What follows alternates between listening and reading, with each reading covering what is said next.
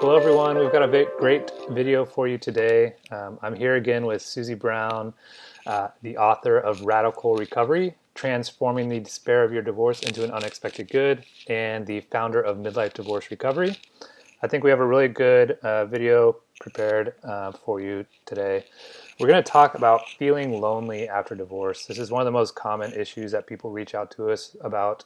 It's one of the things that Susie says she talks about on her calls with people who reach out to us. So yeah, we're gonna just go ahead and jump right in, and I'm gonna let Susie just do a brief discussion here about what, some of her thoughts on feeling lonely after divorce and just some initial strategies you can use to get started with that. Hey, Grady. Good to see you again this morning. Yeah, loneliness is, when we did some research not long ago, loneliness was always listed in one of the top three issues, most difficult issues for people going through divorce. It's just, and it's kind of unexpected. You're feeling the grief and all that, but I think the grief and the loneliness are kind of tied together, and it just becomes this big sort of oppressive feeling, is not just being lonely, but being alone, and for people in midlife, it's different too, because we're kind of lonely for our old bodies. We're lonely for our old family unit. A lot of our kids are moving on to their more independent lives. And then our parents may be kind of needing us more. And suddenly we're totally alone. And it's really very difficult to adjust to that. And I think because it's tied in with the grief, it really becomes more of an issue. For sure. One thing I know you've always said about divorce is, rather than thinking of it as loneliness, thinking of it as, solitude, a chance to kind of experience what it means to be alone and kind of learn more about yourself. And one of the, items here is just be lonely for a bit, just kind of accept it and accept those feelings. Do you want to dig in a little bit more on what that kind of means to you and how they can take that piece of advice? Well, I mean, that sounds very kind of neat and tidy, kind of accept it. But when you are in the beginning and the loneliness, I mean, I felt lonely. Like I would go to book club, but in the middle of that good group of longtime friends, I almost always would cry on the way home because I just felt lonely for my old life back, And even like when our family would go to our wonderful vacation spot, I remember the first year I was divorced, every person in that big group went to a room with someone else except me. Yeah. And I just, it was just like, and my first trip I came home to this empty house. My dog was at the kennel, and I just remember sitting on this stool thinking, am I going to feel this just loneliness for the rest of my life, And I don't know, not only that, but you feel like everyone else is at a party and they're just going on with their regular life and you're just barely, trying to get through the day. Yeah, I do remember you saying that a lot early on, just like you felt like this was going to be your new normal forever. And, Yeah. One thing it has been cool to see working with Midlife Divorce Recovery is just seeing people, a year or 2 years out, just having done some amazing things, even though at the beginning they were really feeling that loneliness piece, but they spent time learning what they actually wanted to get passionate about. And some of them like went back to school, did other things like that. So it is a time you can kind of, I know it's much easier said than done, but like redefine who you are and kind of use that loneliness to kind of do some of that type of thinking and soul searching. Right. Well, let me just say one thing though, because I didn't really talk about the solitude part. It does take some time to get to that place where you aren't just just kind of trying to keep yourself together, where you can spend some time thinking, okay, this is where I am. What can I do to make the best of this? And every, all the philosophers, all the theologians, all the people who really want to make a difference in this world, they spend some time thinking about just what you said. what can I do with this Yeah. this loneliness, and how can I use it as a time to just stop and let myself feel the loneliness and feel the solitude, and just kind of change that into thinking about where we want to go from here. But solitude is it's a more optimistic kind of way to describe or get from loneliness to this Yeah. new place of using it for something good, you know. Yeah, that's a really good point you made there. Um, I was looking for a few quotes that would be appropriate on this video before we started, and one that was really good I found was from Robin Williams, and he said, "I used to think the worst thing in life was to end up all alone. It's not. The worst thing in life is to end up with people that make you feel all alone." And we've heard that in some of the comments in the community and stuff like that, where they felt like in the marriage they Mm-hmm. felt isolated and alone, and now that they got out of it, they were able to even connect with other people who didn't make them feel like that. So it's kind of a different turn on, like, even though you're with someone, you still can feel alone with your who you are and what you're feeling. But any thoughts on or anything? Yeah, I mean, yeah, I think Lily Tomlin also said something like the worst kind of loneliness is being lonely in close proximity to someone you care for. And we have all felt that, especially probably toward the end of our marriage. We felt lonely in that relationship. It just wasn't working right. So I totally agree with that. That you can feel lonely in a relationship just as much as you can feel lonely by yourself. Um, but when you're lonely by yourself, it does. And part of it, I think, too, is that other people don't really get that just desperate feeling of being alone, like at night.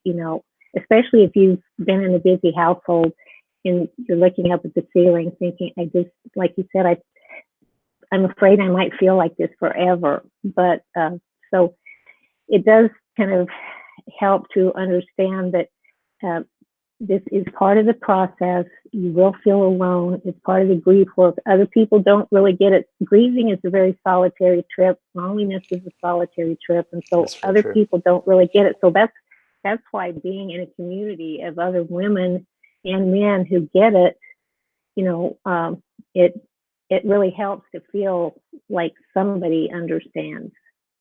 Yeah, that's great. Um, so now that we've kind of talked about all like the bad feelings of loneliness, one thing that you've always thrown out in your groups and your book is to one way to handle the loneliness is to make a wallow prevention list. And you've listed some items here, but can you maybe tell us a little bit about what that means? And I've got a list here of some things you've kind of recommended, but I don't know if you want to intro it before I started working through some of these items on here. Yeah. Well, one of our radical women, she is the one who shared that with us. She said, I've got this wallow prevention list. And, some of them were just little simple things like, you know, going to a dog shelter and looking at all the puppies, or, going out and planting something in her garden, or just, trying to think of someone in her neighborhood who might, need some cookies, or, just doing things that kind of get you out of yourself. And Yeah. some of them are totally, I mean, just taking a hot bath and just, being in there as long as you want to, whatever. It's just anything that will help you kind of stop thinking about this situation you're in as this oppressive, awful thing. But Yeah. saying, okay, I can do some cool things to kind of get myself out there. And but I mean, but sometimes you are just sort of a mess, and you have to kind of realize that sometimes you might just fall apart when you're taking the cookies or something. I don't Yeah. know. I mean, some of the reading I've done, volunteering I've heard is one of the best ways to kind of get yourself out of your own head as far as the loneliness goes. But I remember a funny comment I saw in the community not long ago was someone said, I can finally, now that I'm, on my own, I can finally hang a damn picture wherever I want without asking permission. And it's just like, there are good benefits to being alone, but I know. I know, and some people, like in the community and stuff, they do talk about how, just that freedom to like eat popcorn and apple for dinner and not have to, Yeah, have prepare to a full meal. scurry and try to fix something for everyone else. But if you can, and something else that helped me, and I had to kind of go out of my comfort zone. We lived in a neighborhood where there was this little kind of small restaurant, um, just an independent place, and it had these big tall stools you could sit in. There was a bookstore next door, and so I would go get a magazine or a book, and then I would go over there. And at first, the owner came out, and I said, "Well, my husband's not around." I didn't tell him I was divorced. I said, "And my kids are gone for the weekend, so I'm just having dinner by myself." I felt like I had to explain why I was there by myself. But Yeah, more and more, I got more comfortable. And, I also in the mornings, a lot of times would stop by this coffee place. And, a lot of people have a regimen of stopping at a certain place and getting coffee, and you start meeting people there, and you don't have to explain why you're there. But it is, there are yeah, things like that you can do that you have to kind of be past the sobbing stage, and you have to kind of just step out of your comfort zone. But one more thing about the volunteering too, uh, we feel like we have this big D on our head, divorced person. If you're volunteering like through a church or a community organization, it's just all kinds of people trying to help other people, and you don't feel isolated and kind of, separated out. There's the divorced person, yeah. so you're just together with other people, and you expand your friendship circle and all that too. So that volunteering is great. It's a great point. A few other items we had on the list was just making sure to connect with family and friends. Go to the gym. It's a great place to socialize and hit a punching bag if you need to. Um, there are vacations for singles. I don't. That's probably we're getting kind of into the dating area there, but there are a lot of things you can do to just get out of your house and get back into the world. Yeah. So that does bring up you did talk about dating and making sure not to use that as just a way to relieve loneliness if you're not ready for it yet. Do you have any additional thoughts on that? Yeah. Well, as hard as it is, we do really need to get comfortable within ourselves before we start thinking about dating. And I really, because the second or third marriage, thing is, it's like 75% they don't work out. So it's because I think a lot of times people are just so lonely. They want some validation of their Yeah, worth and their desirability, and so they get into that too soon. Uh, I think it's better just to have a few friends that you can call on or something like that, and not yeah. focus on the dating part until you feel more comfortable in yourself. And and Well, but yeah. One thing I did want to bring, you were bringing up those percentages, and it reminded me of something. I thought it was amazing. I read that 75% or like 73 or 75% of women are remarried within 5 years of being divorced. And so people, in those first couple of years just feel totally lost. But the majority of people who get divorced are going to be remarried within 5 years. And then Mhm. I think it's something like 82% of men are remarried within 5 years. So you probably feel very lonely now, but it's not. I mean, I was surprised at how quickly and the percentage that did get remarried like after this. So, Mhm. um, you know, it, if you feel like you're going to be alone forever, the stats say otherwise. Yeah, and that's a good thing to keep in mind. And I do think it's so important though to really spend this time of aloneness and solitude, kind of rediscovering yourself. And that's the most exciting part about what we do is we kind of help people rediscover what their own goals are, what their gifts are, what their dreams are. Because Yeah, if you go from being married and a mom and all that, and then suddenly you're alone, you think, okay, who am I now, and what do I want? How can I impact the world for good? And that's when you start getting excited about life again and bumping into other people who are also excited about life. Yeah. So, but you know, one thing too, I really want to emphasize the importance of our community, because that is such a powerful way to communicate with other people who are also feeling this loneliness. Hmm. And just And so everyone's but clear, being she's talking about the community that's part of our midlife divorce recovery programs. But go ahead, sorry. Yeah, but it just gives everyone a place to rant if they want to be sad if they want to, but also to encourage other people. And I have so many comments of people saying, I just felt like I wasn't alone. I had friends, I had fellow travelers on this road that I could share things with. And since it's anonymous, you can say pretty much whatever you want. It's a private, protected place, but it allows you to have that real Outlet. open conversation with other people who actually get it and understand how awful it is, and but also what potential there is in moving forward together, because you do it faster and better, when you have a group of other people going through it with you. So that's one of the first things we do, is just get women into that online community. Yeah, that's a great. I was actually doing some just browsing around in there before we hopped on too, to kind of just see what conversations were happening. And I saw a few comments in there this morning. Uh, you know, one woman was responding to another, just hang tough, we'll get through this together. Another woman said, MDR is making me less lonely and more hopeful in this journey. It's just little things like, we're here for you.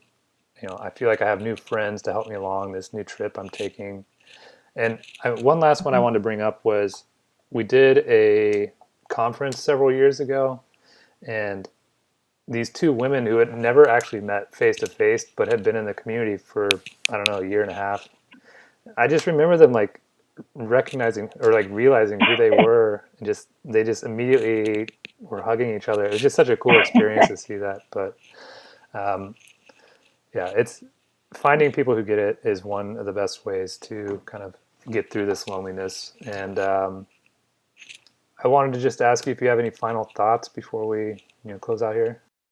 Well, I do want to just touch on that a bit. A lot of women, when they're feeling lonely, they think, oh God, I don't want to go on an online community chat with a lot of other depressed. It's just not like that at all. It's just a place where you really do form some bonds, and part of your own healing when you're lonely is encouraging someone else. And so that helps all of us get better faster. If you can Yeah. keep in mind that you have enough power and grace that you can be encouraging someone else, that helps you think, well, maybe I'm not just a total loser, because I can contribute to other people getting better. And it's just a great thing on there. So That's a great point. so even if they're a little bit hesitant about jumping into the community, I just really, I love what goes on in that spot. So Yeah, that's great. So I guess just last final thoughts, just be kind to yourself out there. Try to connect with people who get it.